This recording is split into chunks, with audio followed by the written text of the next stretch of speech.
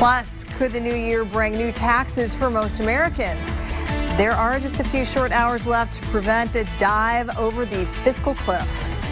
No deal would mean most Americans would pay about $3,400 more in taxes in 2013.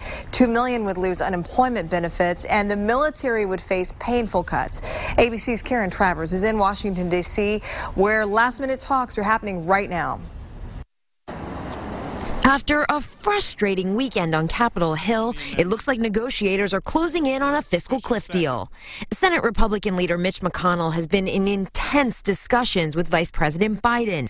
The mini deal, which is still not a done deal, would extend the current tax rates for households making up to $450,000 a year, keep the estate tax at its current level, extend unemployment benefits, and delay those automatic spending cuts to the Pentagon and domestic programs by 3 months. There are still some issues that need to be resolved before we can bring legislation to the floor. Over the weekend, McConnell and Senate Democratic leader Harry Reid hit a stalemate.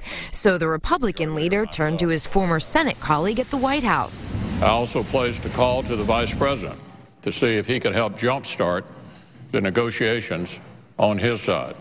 I want everyone to know I'm willing to get this done, but I need a dance partner. Enter a tangoing Biden, who spent more than 20 years in the Senate with McConnell and emerged as a key player in these frantic final negotiations. But the deal is tenuous and needs to get through the Republican-controlled House as well. So if there's no agreement, Americans will feel the impact of the fiscal cliff very quickly. The average American family will see a tax increase of more than $3,400. If it's agreed to, the mini deal doesn't deal with the debt ceiling, which sets up another Capitol Hill showdown in just a couple months.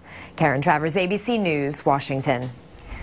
Well, stocks are barely up despite the looming fiscal cliff. Right now, if we could take a look at the boards, I think they're literally just hovering around 12,938. We'll have more on that in just a little bit. You can count on 7 Action News. It's time ticks down to the midnight deadline, and we will bring you any new developments today on efforts to avoid the fiscal cliff on air and on WXYZ.com.